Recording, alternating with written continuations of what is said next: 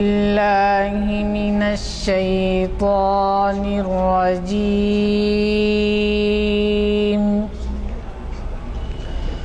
بسم الله الرحمن الرحيم.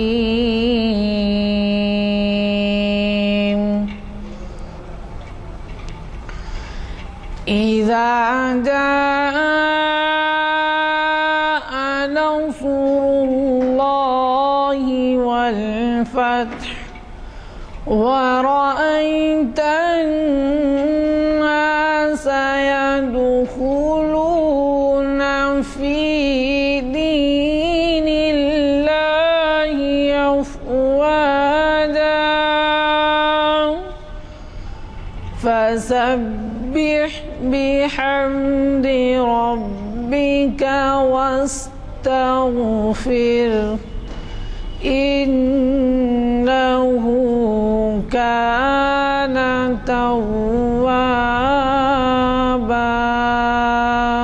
صدق اللہ العظیم. میں سید حامد حسینی سماجی کارکن حزب خواہش جناب غلام یزدانی صاحب کنوینر محافل مسجد عالیہ گن فاؤنڈری اب آپ کی خدمت میں آج کا عنوان اور مقرر صاحب کا تعارف پیش کر رہا ہوں. آپ حضرات ڈاکٹر عقیل صاحب سے بخوبی واقف ہیں. موصوف آج اپنے خود کے تجویز کردہ عنوان عباسی خلیفہ مامون رشید پر روشنی ڈال رہے ہیں. ہماری آج کی یہ محفل تاریخ اسلام کی 586 نشست بروز ہفتہ 16 فروری 2013 مطابق 4 ربیع الثانی 1434 ہجری جامع مسجد عالیہ گن فاؤنڈری کے کانفرنس ہال میں بعد نماز عصر منعقد ہو رہی ہے. حافظ و قاری محمد عرفان احمد صاحب کے خوشی الہان خیرت سے آغاز ہوا. میں محترم ڈاکٹر عقیل ہاشمی صاحب سے گزارش کرتا ہوں کہ وہ شہ نشین پر تشریف لائے اور ہمیں اپنے السلام علیکم ورحمۃ اللہ وبرکاتہ.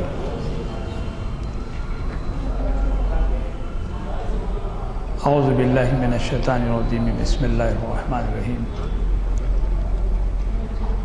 قال اللہ تعالی فی کلام المجید والفرقان الحمید ان اللہ وملائکتہ یصلون علی النبی یا ایھا الذین آمنوا صلوا علیہ وسلموا تسلیما. اللہم صلی علی سیدنا مولانا محمد وعلی صحبہ وسلم. محترم حاضرین، بزرگوں، دوستوں، تاریخ اسلام کی اس نشست میں جیسا کہ عنوان سے آپ بخوبی واقف ہیں، عباسی خلیفہ مامون الرشید یا مامون رشید، اس کی زندگی کے حالات، واقعات اور دیگر تفصیلات سے متعلق یوں تو تاریخ میں بہت ساری تفصیلات ملتی ہیں، بالخصوص تاریخ اسلام اکبر شاہ نجیب آبادی اور دیگر بزرگوں کے علاوہ خود علامہ شبلی نعمانی نے جب ہیروز آف اسلام لکھنے کا ارادہ کیا تو انہوں نے خلفائے راشدین میں سے حضرت عمر بن خطاب رضی اللہ تعالی عنہ کا انتخاب کیا اور پھر سلسلے کو آگے بڑھاتے ہوئے انہوں نے عباسی خلیفہ مامون رشید کو المامون کے نام سے انہوں نے اس کے حالات لکھے. حالانکہ خلافت عباسیہ میں کئی ایک نامی گرامی اور عظیم شخصیتیں گزری ہیں کہ جن کے کارنامے یقیناً اس لائق ہیں کہ امت مسلمہ کو اس سے واقفیت ہو. بالخصوص آج کی ہماری نسل اگر ان تمام حکمرانوں کے واقعات سے واقفیت حاصل کرتی ہے تو اپنی زندگیوں میں بھی یقیناً اسے سبق سیکھا جا سکتا ہے۔ اصل بات میں آپ کی خدمت میں یہ بات رکھوں کہ عباسی خلیفہ مامون الرشید سے پہلے ایک بات ذہن نشین یہ رکھ لیجیے کہ خلافت راشدہ کے بعد بنی امیہ جو حضرت امیر معاویہ کے بعد سلسلتاً حکمرانی کا دور شروع ہوا اور پھر درمیان میں یزید کے بعد اس کا بیٹا خالد اور خالد کے بعد 2-4 اور خلیفہ گزرنے کے بعد عمر بن عبدالعزیز کا عہد آتا ہے۔ بنی امیہ کے خاندان میں عمر بن عبدالعزیز کا جو مقام ہے تاریخ میں ہمارے مورخین نے بلکہ علماء حضرات نے بھی اس بات کی طرف اشارہ کیا کہ خلفائے راشدین یعنی حضرت ابوبکر صدیق رضی اللہ تعالیٰ عنہ، حضرت عمر بن خطاب رضی اللہ تعالیٰ عنہ اور حضرت عثمان رضی اللہ تعالیٰ عنہ کے بعد حضرت علی اور امام حسن رضی اللہ تعالیٰ عنہ کے بعد 5ویں خلیفے کی حیثیت سے عمر بن عبدالعزیز کا نام لیا جاتا ہے۔ یہ ایک مستقل عنوان ہے کہ حضرت عمر بن عبدالعزیز کا زمانہ یہ عہد اور ان کی خلافت کا کیا مقام و مرتبہ رہا۔ مجھے اس سے گفتگو کرنا نہیں ہے، لیکن یہ بتا دینا مقصود ہے کہ حضرت عمر بن عبدالعزیز کے بعد بنی امیہ کے خاندان میں زوال شروع ہوا۔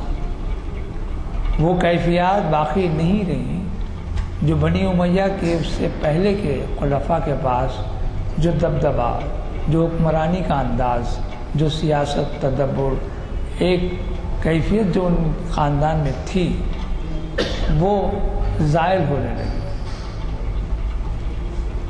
اور اس سے فائدہ اٹھاتے ہوئے بنو ہاشم ہی کے خاندان ام رسول صلی اللہ علیہ وسلم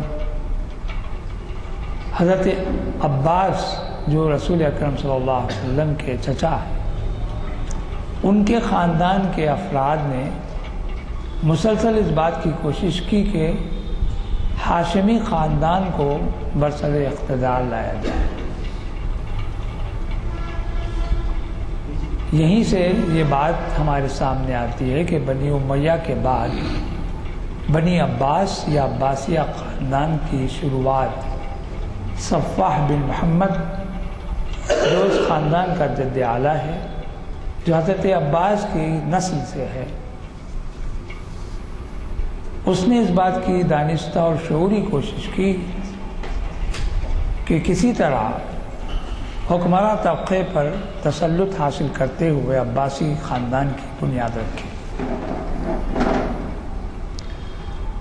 صفا بن محمد یا ابو جعفر، اس کے بعد ابو جعفر منصور، اور پھر اس کے بعد اس کا بیٹا مہدی، مہدی کے بعد اس کا بیٹا ہادی، اور پھر ہادی ہی کا بھائی ہارون، جو ہارون رشید کے نام سے بہت معروف اور مشہور ہے، جس کی خلافت کے بھی بارے میں بہت سارے لوگ تاریخی اعتبار سے جانتے ہیں۔ ایک فریض دانہ، ہوشیار، بیدار مغز اور بڑا اقبال مند بادشاہ یا خلیفہ تھا۔ مامون رشید اسی ہارون رشید کا بیٹا ہے۔ ہارون رشید کے یوں تو کئی بیٹے تھے، لیکن اس کے 2 بیٹے امین الرشید یا امین اور مامون الرشید مامون، یہ 2 بیٹے تاریخی اعتبار سے بڑی اہمیت رکھتے ہیں۔ امین کا تعلق خاندانی اعتبار سے ہاشمی تھا، کیونکہ اس کی ماں زبیدہ ہاشمی خاندان سے تعلق رکھتی تھی اور خود ہارون بھی اسی نسل سے تھا۔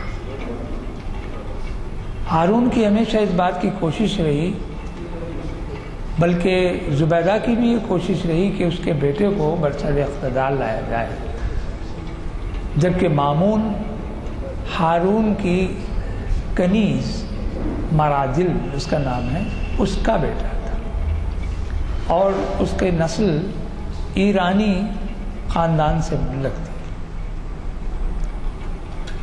یہ اس وجہ سے میں آپ کے سامنے پس منظر دے رہا ہوں کہ آگے جانے کے بعد ہم محسوس کریں گے کہ ہارون رشید کے انتقال کے بعد امین اور مامون میں پھر ایک بار خلافت کے لیے معرکہ آرائی ہوئی، اور اس معرکہ آرائی کے بعد امین خلیفہ بھی ہوا اور اس نے خلافت کے ذمہ داریاں بھی نبھائیں، لیکن بہت جلد آگے کی معرکہ آرائیوں میں وہ قتل کیا گیا اور پھر اس کے بعد مامون برصدر اقتدار آئے۔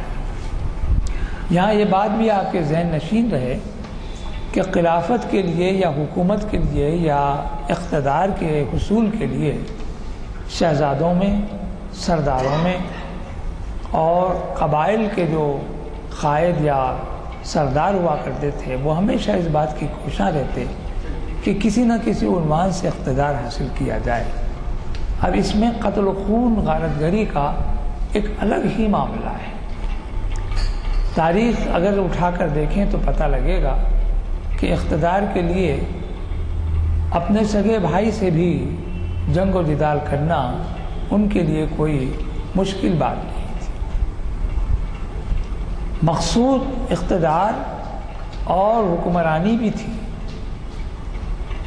یہاں اس تفصیلات سے گریز کرتے ہوئے میں یہ عرض کروں گا کہ مامون الرشید ایک ایسا خلیفہ ہے جس کے بارے میں شبلی نعمانی ہی نے بڑی وسعت کے ساتھ ایک مکمل کتاب لکھی اور اس میں انہوں نے بتایا کہ مامون ایک فطین، ذہین، حاضر جواب، حاضر دماغ، علم پرور، انصاف پسند اور نہایت ہوشیار، دانا، مدبر، یعنی ایسی کئی کیفیتیں، ایسی کئی صلاحیتیں اس میں مجتمع تھیں اور اس سے وہ بھرپور استفادہ کرتا تھا۔ اندازہ کیجئے کہ اس کے اساتذہ میں ہارون نے ایک بات اور یہ کی کہ اپنے شہزادوں یا اپنی اولادوں کو اس نے بہتر استادوں کے ذریعے سے تعلیم و تربیت کا انتظام کیا۔ چنانچہ امام کسائی اور امام نحوی جیسے غیر معمولی ہمارے پاس کے علماء امین و مامون اور ابراہیم و اسحاق کے اساتذہ میں شامل تھے۔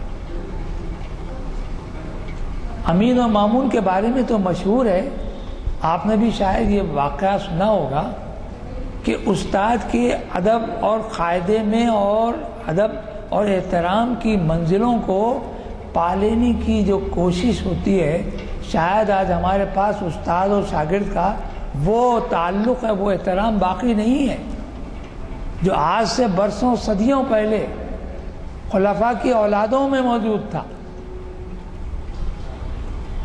یحییٰ ابن اقسم استاد ہیں، ابو محمد یزیدی استاد ہیں۔ ابو محمد یزیدی کے بارے میں کہا جاتا ہے کہ جب وہ پڑھانے آتے، ایک موقع پر شہزادوں کو پڑھانے کے لیے جب آئے تو ان کی جو چپل تھی یا ان کی جو پاپوش تھی وہ الٹ گئی، سیدھی کی الٹ گئی، تو وہ ایک لمحے کے لیے تقدر ان کے ذہن میں آیا کہ میری جو پاپوش ہے وہ الٹ چکی ہے، اس کو سیدھا کرنا ہے۔ ایسے میں شہزادوں نے بھی دیکھا کہ استاد کی جو پاپوش ہے وہ الٹ گئی ہے، اسے سیدھی کرنا ہے۔ اب یہ دونوں شہزادے دوڑ پڑے اور ان میں مسابقت یہ ہونے لگی کہ اس جوتی کو سیدھا کون کرے۔ ذرا غور کیجئے کہ امین اور مامون شہزادے ہیں اور استاد کا احترام ان کی جوتیوں کا احترام ہو رہا ہے۔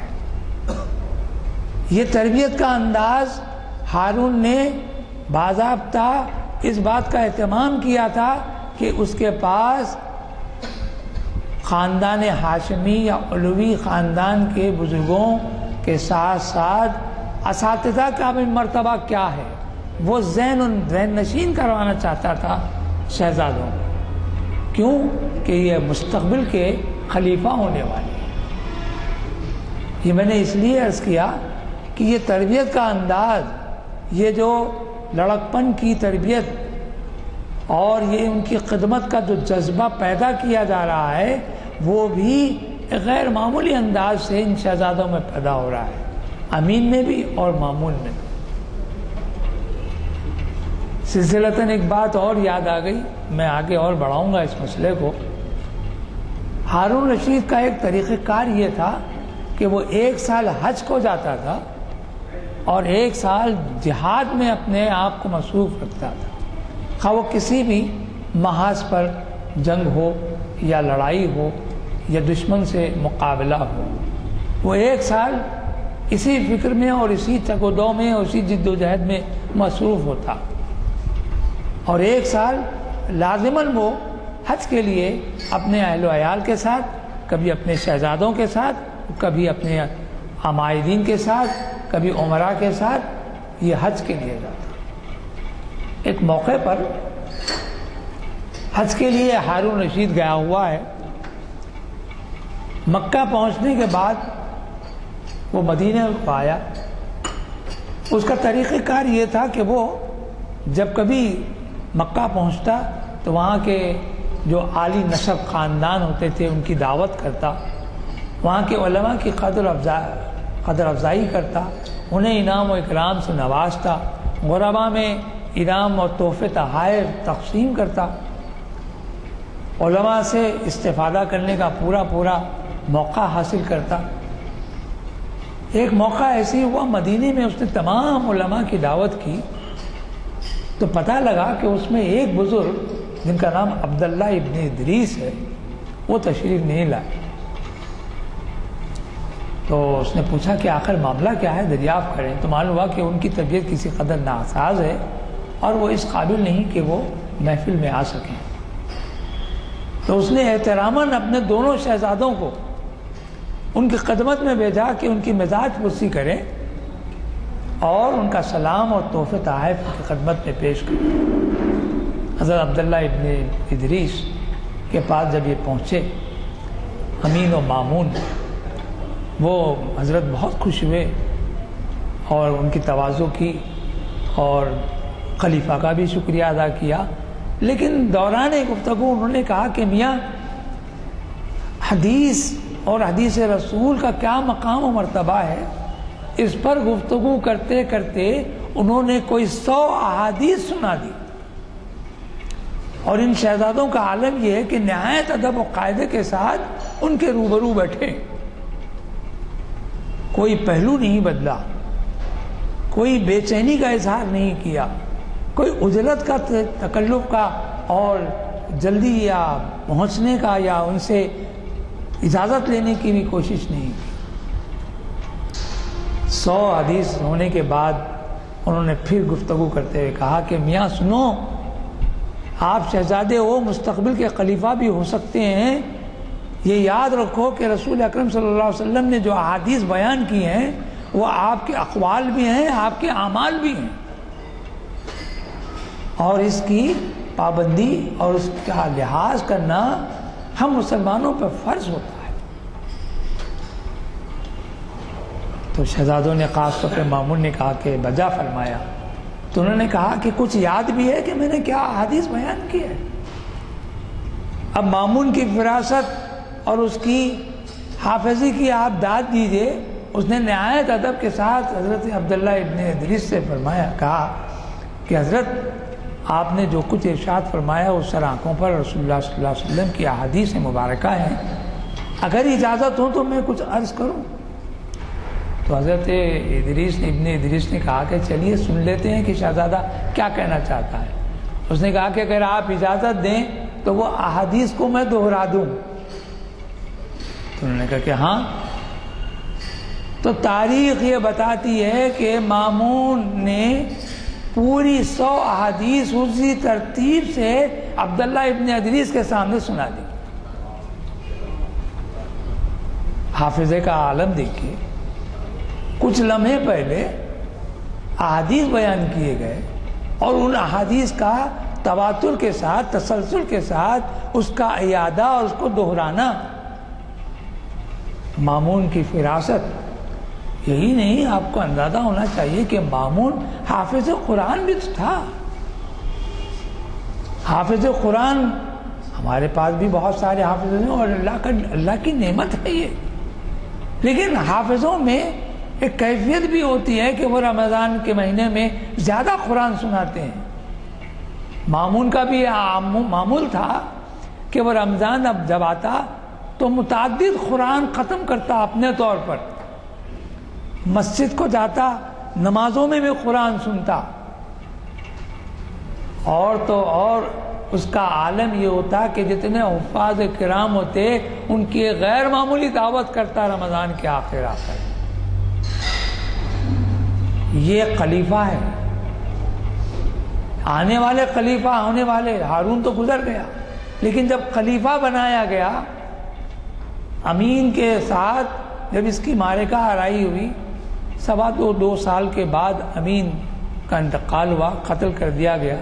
اور اس کے بعد متفقہ طور پر، یہ تفصیلات اس لیے میں گریز کرتا ہوں کہ یہاں ہمارے پاس وقت بڑا کم ہوتا ہے، باتیں بہت ساری ہوتی ہیں.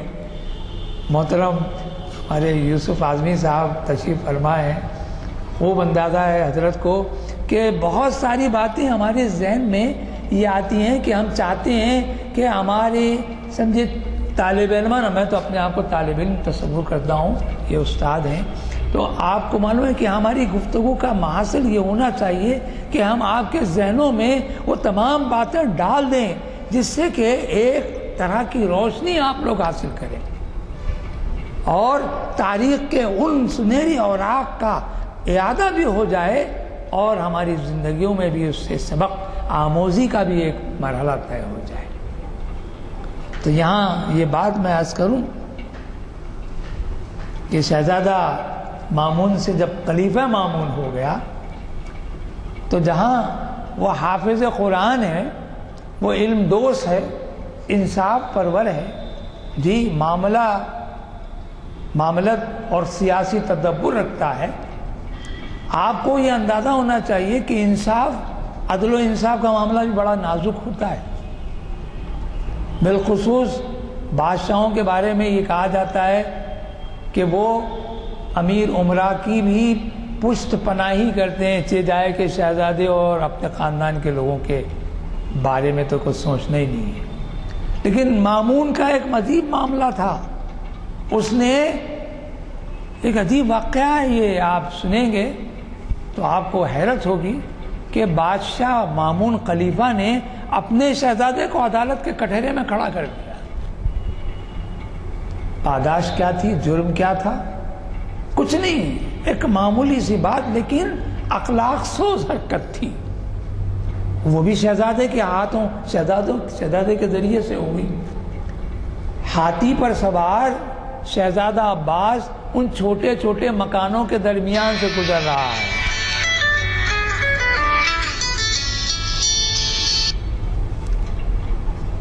معاً اس کی نظر ایک چھوٹے سے مکان پر پڑی. اس نے دیکھا کہ ایک خاتون نہا رہی ہے. ہاتھی پر سے اس نے دیکھا.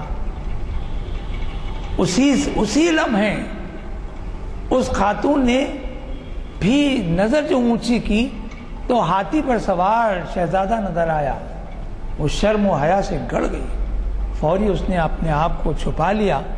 ہاتھی ان کا آگے بڑھ گیا.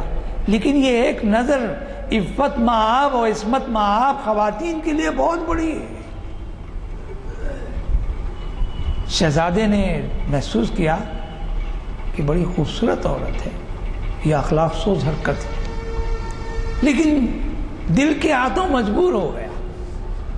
اس نے فوری اپنے کارندوں کو بھیجایا اور اس نے کہا کہ اس خاتون سے کہو کہ وہ ہمارے حرم میں داخل ہونے کی خواہش جو کی گئی ہے اس کی تکمیل کر دے۔ اس کارندے نے، اس سپاہی نے جا کر اس خاتون سے کہا کہ شہزادہ عباس آپ کو اپنے حرم میں داخل کرنے کا خواہش مند ہوں۔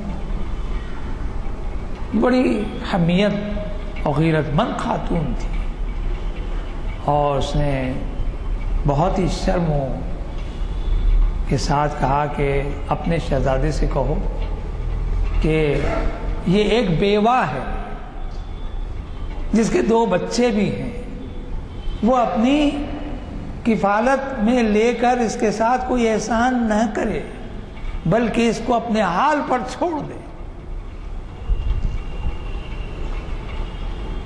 یہ سپاہی جا کر پھر اس کو بات سنا دیا، تو اس نے کہا کہ اگر وہ خاتون ہماری حرم میں داخل ہونا نہیں چاہتی تو اس سے یہ بھی کہہ دو کہ یہ جس زمین پر وہ فروکش ہے یا قائم ہے یا مکان یا جھونپڑی بنائی ہوئی ہے وہ بھی ہماری ملک ہے، وہ اسے خالی کر دے، وہ یہاں سے چلی جائے۔ یہ پھر آئی بات، سپاہی نے کہا کہ حکم یہ ہو رہا ہے کہ اب تم یا تو داخل حرم ہو جاؤ یا پھر اس مقام سے نقل مکانی کر لو۔ اس خاتون نے بہت ہی اپنے دل پر جبر کیا، کچھ سامان سمیٹا، چل پڑی۔ مان اس کے دماغ میں آیا کہ مامون اس وقت خلیفہ ہے، حکومت کا سربراہ ہے، حکمراں ہے، اور اس کی اجازت ہے کہ اگر کوئی ناانصافی کسی کے ساتھ کی جا رہی ہے تو پھر وہ آئے اس کے سامنے شکایت کرے۔ بڑی ہمت کو اس نے جٹایا اور پہنچ گئی دربار میں۔ دربار میں پہنچنے دیتے کہاں غریبوں کو، لیکن اس نے دربان سے چیخ کر کہا کہ مجھے خلیفہ مامون سے ملنا ہے۔ اس وقت دربار جاری تھا، اس کے کانوں میں یہ آواز آئی، اس نے کہا کہ آخر یہ کون پکار رہا ہے، اسے حاضر کیا۔ مختصر یہ کہ جب وہ سامنے آئی تو مامون نے پوچھا کہ اے خاتون کیا معاملہ ہے، آخر کیوں چیخ رہی ہو، یہ تیرے ساتھ جو 2 بچے ہیں یہ کیا معاملہ ہے، تجھ پر کیا آفت پڑی ہے؟ تو اس نے کہا کہ میں آپ کے ریاست کی ایک بہت ہی مفلوق الحال غریب بیوہ ہوں، یہ میرے 2 معصوم بچے ہیں، لیکن ایک دشمن دین اور دشمن جان، دشمن عصمت و عفت نے مجھ پر بری نگاہ ڈالی، اور وہ چاہتا ہے کہ اس کے حرم میں داخل ہو جاؤں، اور میری غیرت اس بات کو اجازت نہیں دیتی کہ میں اپنے معصوم بچوں کا خون کر دوں اور اپنی طبیعت اور اپنی خواہشوں کو پورا کرنے کے لیے یا اس کی خواہشوں کو پورا کرنے کے لیے اس کے حرم میں چلا جاؤں۔ میں یہ برداشت نہیں کر سکتی، اگر آپ واقعی انصاف پسند ہیں تو میرے ساتھ انصاف کیجیے۔ تو اس نے کہا کہ آخر وہ کون دشمن ہے یہ تیرے ساتھ اس طرح کی بری حرکت کرنے پر آمادہ ہے؟ تو اس نے کہا کہ کوئی اور نہیں ہے، آپ کے پہلو میں بیٹھے ہوئے آپ کے شہزادے ولید بہادر ہیں۔ مامون نے جو سنا نہایت خفا، بہت غصہ ہوا، اور فوری اس نے حاجب کو یا اعلان کرنے والے کو کہا کہ شہزادہ عباس کو بھی عدالت کے اس کٹورے میں کھڑا کرو کہ جہاں مجرم کھڑا کیا جاتے ہیں۔ نتیجہ یہ ہوا شہزادہ عباس یہ سمجھ کے آیا کہ میرا باپ ہے، مجھے بخشش ملے گی، مجھے آسانی سے چھوٹ مل جائے گی، لیکن جب بات ہوئی، جب معاملہ سامنے آیا، میں مختصر کر رہا ہوں اس بات کو، بہت تفصیل سے لکھا گیا ہے واقعہ، شہزادہ عباس کو اس نے سرزنش کی اور کہا کہ تم کو اس جرم کی سزا ضرور دی جائے گی۔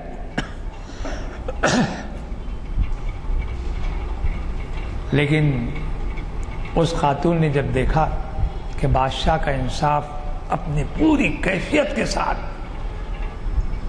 بہت ہی عمدگی کے ساتھ مظلوم کا ساتھ دے رہا ہے، تب پھر اس نے بڑھ کر کہا کہ اگر بادشاہ، اگر خلیفہ وقت اس انصاف کو ساری ریاست میں جاری کر دے کہ کوئی شخص آئندہ سے عمارتوں کے درمیان، مکانوں کے درمیان اونچی سواری پر بیٹھ کر نہ نکلے، تاکہ پردہ دار خواتین کے لیے محل نظر ہو جائے، ان کی پردہ دری نہ ہو، ان کے ساتھ ان کی عفت اور عصمت پر حرف نہ آئے۔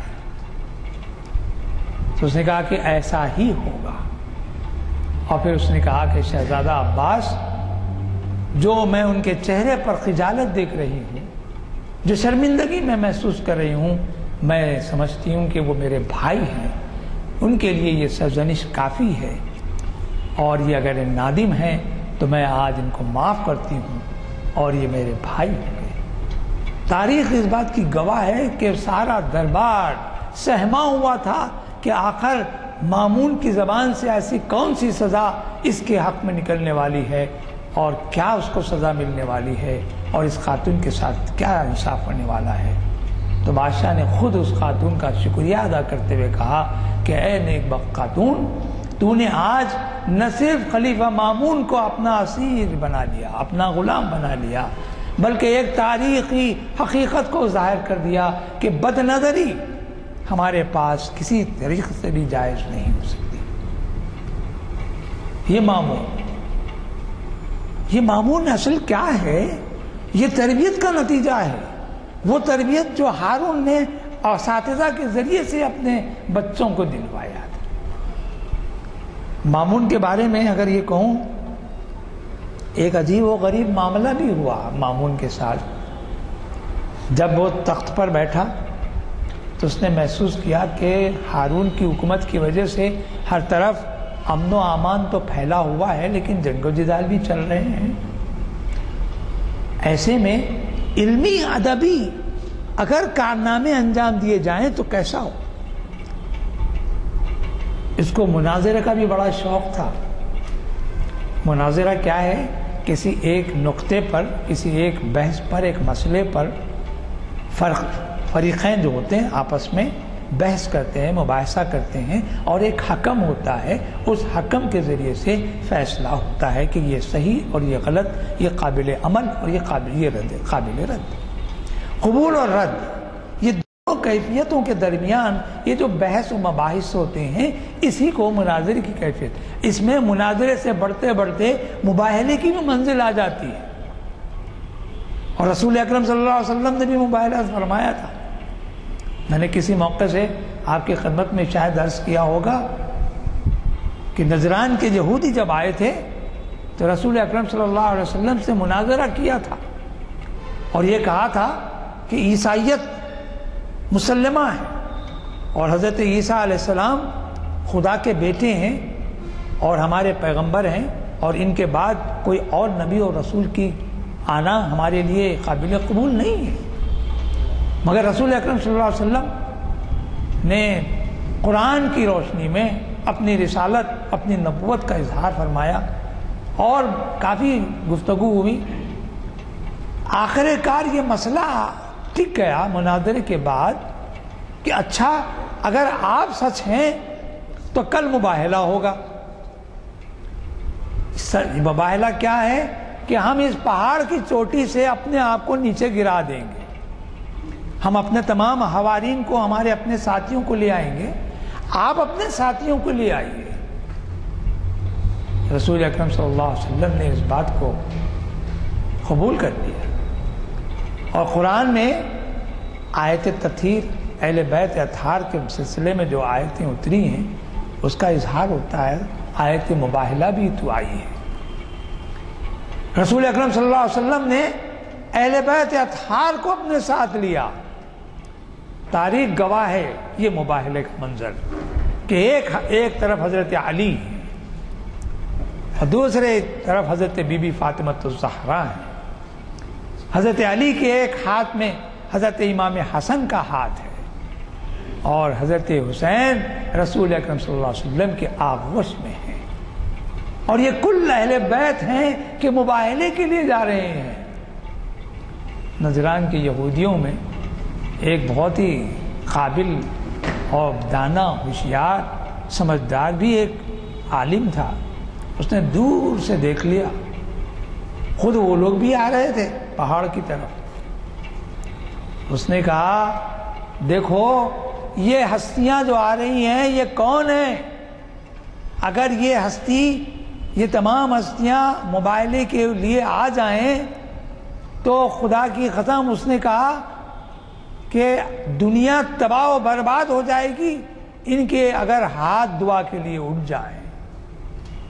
بہتر یہ ہے کہ اپنے آپ کو ان سے وابستہ کرو یا پھر اپنے آپ کو یہاں سے نکال لے چلو. لوگوں نے کہا کہ کیا کہہ رہے ہیں تم؟ ہمارے ساتھ ہوتے ہوئے ہمارے ہدایت، ہماری طرف داری کرنے کی بجائے ان کی طرف داری کر رہے ہو. تو انہوں نے کہا کہ وہ حق ہے، وہ حق ہے، اور باطل حق کے آگے زیادہ دنوں تک نہیں ٹھہر سکتا. وَإِذْ الْحَقُّ وَزَهَقَ الْبَاطِلُ إِنَّهُ بَاطِلٌ كَانَ زَهُوقًا، کہ بے شک حق آ گیا اور باطل تو باطل ہے، وہ تو مٹنے کے لیے ہے. نتیجہ یہ ہوا کہ تمام یہودی، یہی مناظرے کی محفل یہاں بھی ہوتی تھی تو مناظرے میں متکلمین ہوتے تھے، اور اس میں ایک فرقہ بھی آ گیا تھا، جیسے خارجی تھے اسی طرح معتزلہ بھی تھے. معتزلہ بھی آ گئے تھے، متکلمین بھی تھے. بادشاہ کے پاس، خلیفہ کے پاس یہ لوگ اپنی اپنی گفتگو کرتے. روزانہ ایک نیا مسئلہ آتا، بادشاہ دلچسپی سے سنتا، نہ صرف سنتا بلکہ خود بھی اس میں بحث و مباحث میں حصہ لیتا. ظاہر ہے صحبت را اثر تو خمرہ تاثیر کہا جاتا ہے، کسی نہ کسی انداز سے صحبتوں کا نتیجہ. بھئی گلاب کے نیچے کی مٹی اٹھا کر سونگیں تو گلاب کی خوشبو آ ہی جائے گی ہیں. تو ظاہر ہے مامون کا اس متکلمین اور معتزلہ کے ساتھ مناظرے میں بار بار شریک ہونا ذہن کو کسی نہ کسی طرف مائل کرنے کے مطابق ہو گیا. نتیجہ یہ کہ اسی مناظرے کے بیچ میں ایک بہت بڑا خطرناک مسئلہ کھڑا ہو گیا، اور وہ ہے خلق قرآن. قرآن مخلوق ہے، بحث ہوئی. قرآن مخلوق ہے، خالق کردگار نے تمام اشیاء کو پیدا کیا تو قرآن بھی پیدا ہوا. اب بحث شروع ہوئی کہ قرآن مخلوق ہے یا غیر مخلوق ہے، بحث شروع. اب نتیجہ یہ ہوا کہ اس مسئلے کو مامون کے زمانے میں فروغ نہیں کیا گیا، حل نہیں کیا گیا. نتیجہ یہ ہوا کہ اس میں شدت پیدا ہوتی گئی. اتنی شدت پیدا ہوئی کہ مامون کے زمانے میں جو علماء وقت تھے ان کو سزائیں دی جانے لگی کہ کہو کہ قرآن مخلوق ہے، غیر مخلوق نہیں. اور جو بزرگان ملت علماء دین ہمارے پاس تھے وہ کہتے تھے کہ قرآن غیر مخلوق ہے، اللہ کا کلام ہے. ان کو یا تو قتل کر دیا جاتا یا قید میں ڈال دیا جاتا یا کوڑوں کی سزا مقرر ہوتی، اور کیا کیا ان پر عذاب ٹوٹتے. مامون کے دور میں یہ ایک بڑا فتنہ بھی پیدا ہوا، بہت بڑا، اور یہ سلسلہ چل پڑا، معتصم تک گیا، معتصم کے بعد بھی گیا.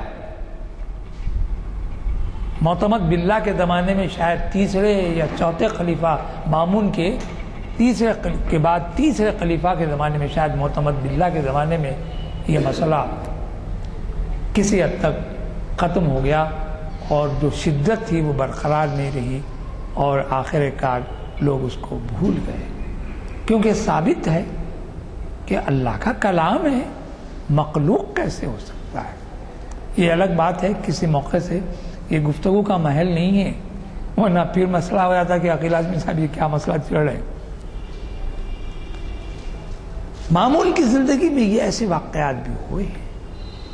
تو یہ بات آپ ذہن میں رکھیے کہ جہاں مامون نے خلافت اپنے ہاتھ میں لی، جہاں اس نے جنگی مہمات کو بڑی تیزی کے ساتھ آگے بڑھایا، اور اس کے دور کے دو سپہ سالار جو تاریخی اعتبار سے غیر معمولی شہرت رکھتے ہیں، طاہر ابن حسین اور حرثمہ بن عین، یہ دو ایسے سپہ سالار تھے کہ جنہوں نے خراسان، عراق، شام، یمن، حجاز، افریقہ کے کئی اور علاقے، جی یہ سارے کا سارا جہاں کہیں کوئی بات اگر ہوتی اس کو وہ لوگ اس کا قلع خمہ کرتے، اس کا سد باب کرتے۔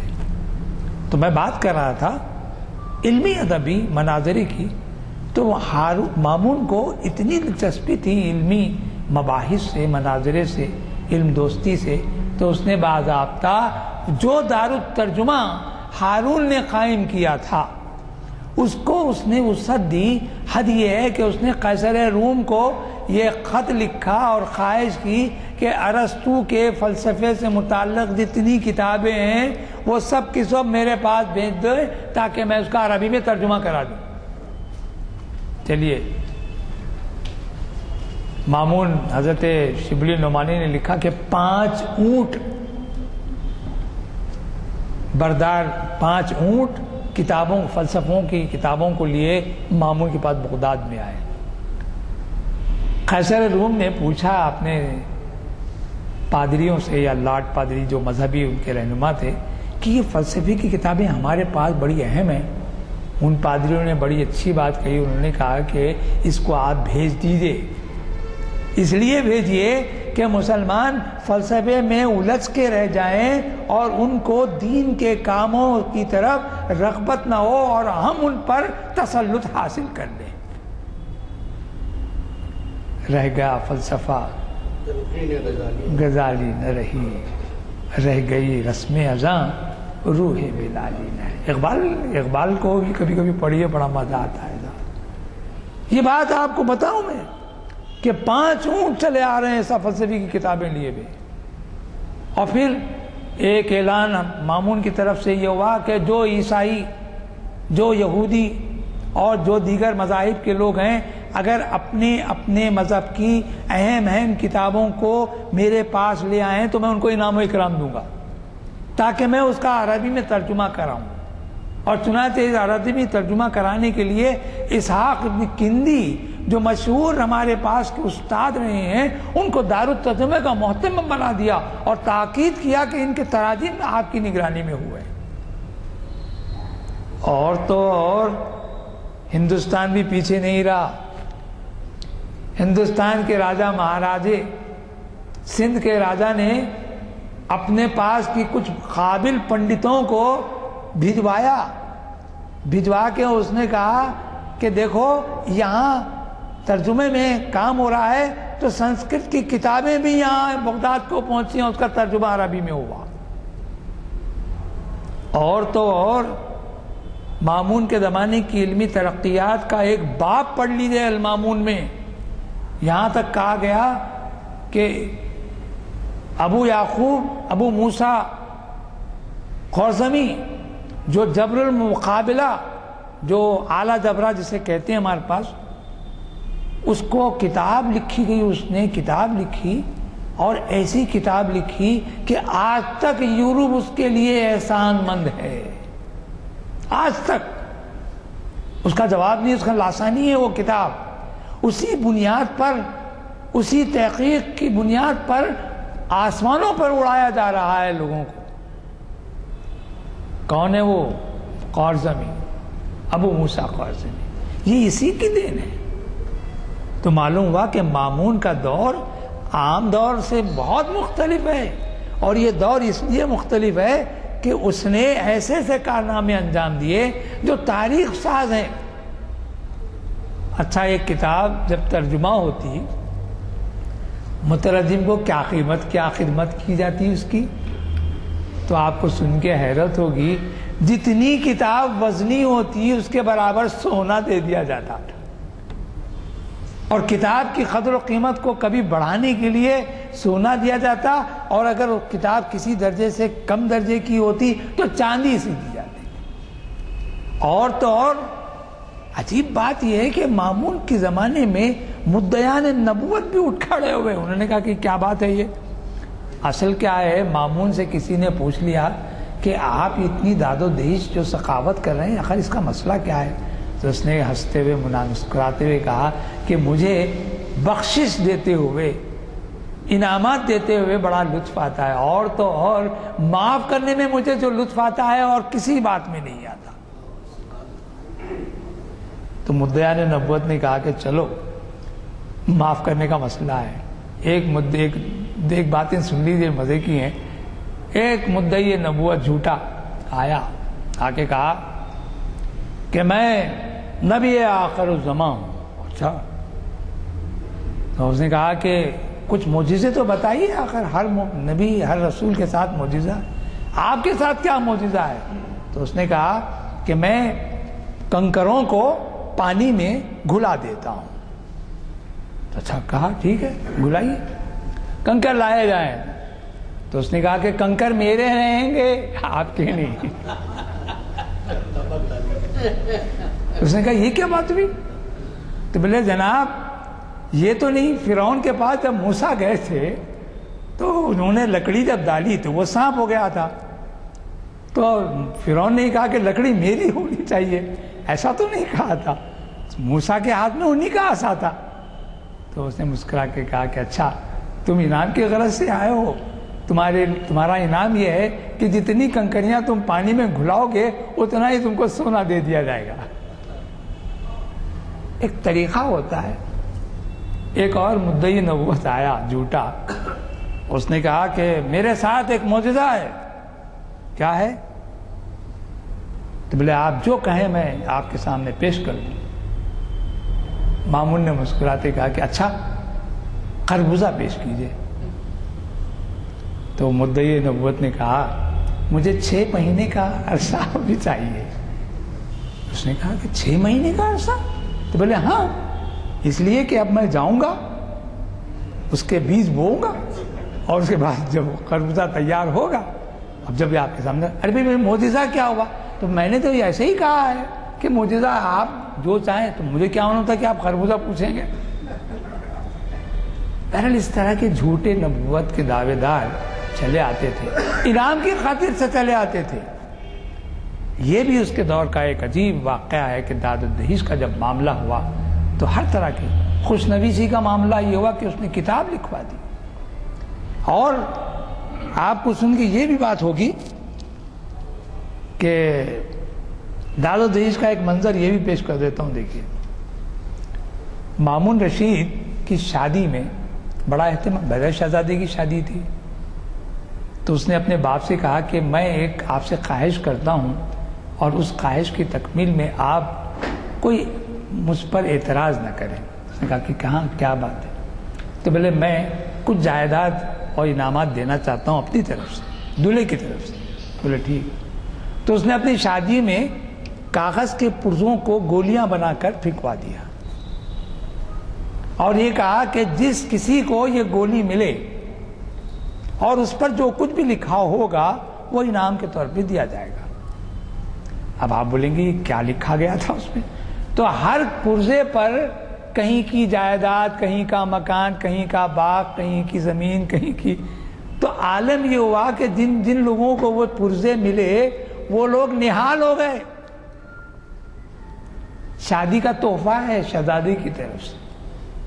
تو خیر مختصر یہ کہ جہاں مامون کے جنگی کارنامے ہیں، عراق اور سمجھے کہ شام، خراسان اور ان تمام علاقوں پر جو کی حکومت تھی، یہ اپنی جگہ تھی، لیکن جو علمی کارنامے تھے وہ اتنے وسیع و اس قدر اہم ہیں۔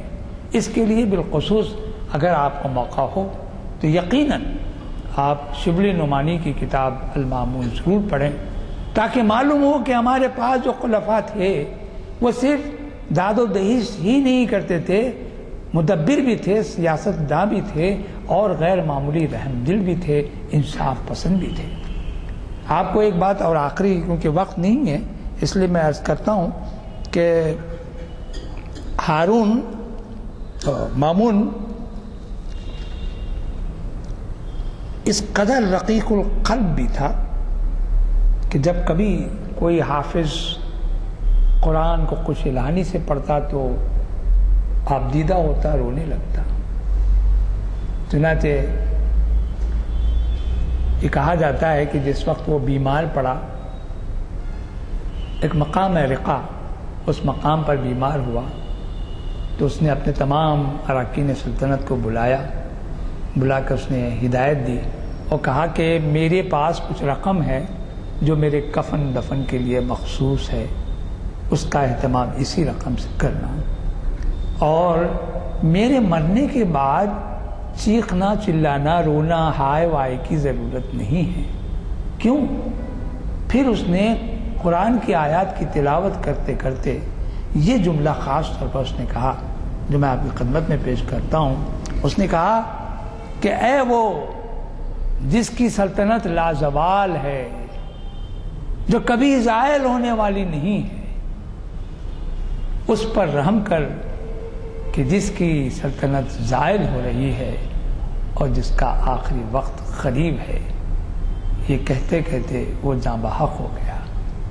اس سے اس کی نیک نفسی، اس کی نیک نیتی، اس کی دینداری اور اس کی محبت، اور تو اور وہ اتنا دین اور شریعت کے پابندی کرنے کی کوشش کرتا، اور علویوں کو دیکھیں، علوی دو ہیں لفظ ذہن میں رکھ دیجئے، علوی اونچا بلند بالا، علوی حضرت علی کی اولادوں میں سے، تو علویوں کی بڑی وہ قدر کرتا تھا، بلکہ وہ سمجھتا تھا کہ جتنے لوگ دوسرے خلافت کے دعوے دار ہیں ان سے کہیں بہتر وہ علوی حضرات ہیں جو رسول اکرم صلی اللہ علیہ وسلم کی نسل سے ہیں۔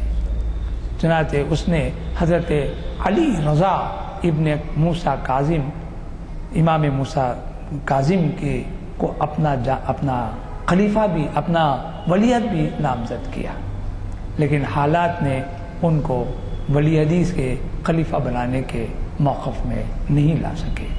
نتیجہ یہ ہوا کہ آخری وقت اس نے معتصم کو اپنے بیٹے پر ترجیح دیتے ہوئے خلیفہ اور نامزد کیا، اور اس کے ساتھ ہی جب اس کا انتقال ہوا تو خلیفہ ہارون رشید کا تیسرا بیٹا، مامون کا بھائی معتصم، جو معتصم باللہ کے نام سے خلیفہ ہوا، یہ وہ بادشاہ ہے، یہ وہ خلیفہ ہے جس کی نسل ہی خلافت عباسیہ کے آخری دور تک چلتی رہی، حالانکہ وہ نسبتاً امین، مامون اور اسحاق اور ابراہیم جیسے دوسرے بھائی تھے، ان سے کسی قدر وہ پڑھا لکھا نہیں تھا، لیکن قدرت کی عجیب بات ہے کہ اسی نسل سے عباسیہ سلطنت جاری و ساری رہی۔ وصلی اللہ تعالی علی خیر خلقہ محمد وآلہ وصحبہ اجمعین برحمتک یا ارحم الراحمین۔ الحمدللہ۔ ایک سوال آپ نے بہت جیسے آپ کا خاصہ ہے، بہت دلچسپ انداز میں واقعات کے ذریعے آپ پیش کرتے ہیں۔ یہ سوال حرم کا حرم کا ذکر آیا، بات آئی تھی جو سلطنت کا، نہیں سلطنت کا نہیں کہہ رہا ہوں، حرم کا جو شہزادوں نے حرم میں ڈالا تھا انہوں نے۔ اچھا ٹھیک ہے نہیں میں تھوڑا غلط فہمی میں تھا۔ اچھا صاحب دیکھیے، 2-3 اعلانات ہیں، سماعت فرمائیے۔ سب سے پہلے تو میں اس بات کی تردید کرنا چاہتا ہوں کہ انتظامیہ جو کچھ وقت دے سکتا ہے اسی میں مقرر کو ایڈجسٹ کرنا پڑتا ہے۔ یہ تو ایک سمندر ہے جو ہمارے مقررین دریا کو کوزے میں بند کرتے ہیں۔ یہ بھی تحقیقات سے ثابت ہوا ہے کہ 45 منٹ کے بعد سامعین دلچسپی کھو دیتے ہیں، اور ہماری مشکل یہ ہے کہ ہم کوئی اور وقت نہیں رکھ سکتے، ظہر کے بعد نہیں رکھ سکتے، مغرب کے بعد نہیں رکھ سکتے۔ دن بھر کے باہر سے نکلے ہوئے لوگ مغرب کے بعد اگر یہاں بیٹھ جائیں اور عشاء کے بعد اگر گھر پہنچے تو میں سمجھتا ہوں کہ ان کا گھر میں جو استقبال ہوگا وہ ناگوار طریقے سے ہوگا۔ تو جو ہے اس وجہ سے ہم اثر سے اس میں مجبور ہیں یہ اوقات کے مقرر کرنے میں، اور اس میں انہیں اپنے آپ کو ایڈجسٹ کرنا پڑتا ہے، اور یہ بڑے بڑے مقررین کو جو وقت دیا جاتا ہے اس کے اندر وہ وقت ہے۔ ہم یہ نہیں دعویٰ کر سکتے کہ اس عنوان سے جو متعلق تمام باتیں ہیں وہ ہم توقع نہیں رکھتے کہ ہم مقرر سے سنیں۔ مقرر سے ہم یہی چاہیں گے کہ وہ کسی طرح اس کو ایڈجسٹ کریں۔ اب آپ اس میں بتائیے کہ بعض حضرات یہاں سے گھر جاتے ہوئے راستے میں نماز پڑھنا چاہتے ہیں، بعض ربنا ظلمنا انفسنا وان لم تغفر لنا وترحمنا لنكونن من الخاسرين وصلی اللہ تعالی علی خیر خلق محمد وآلہ وصحبہ اجمعین برحمتک یا ارحم الراحمین.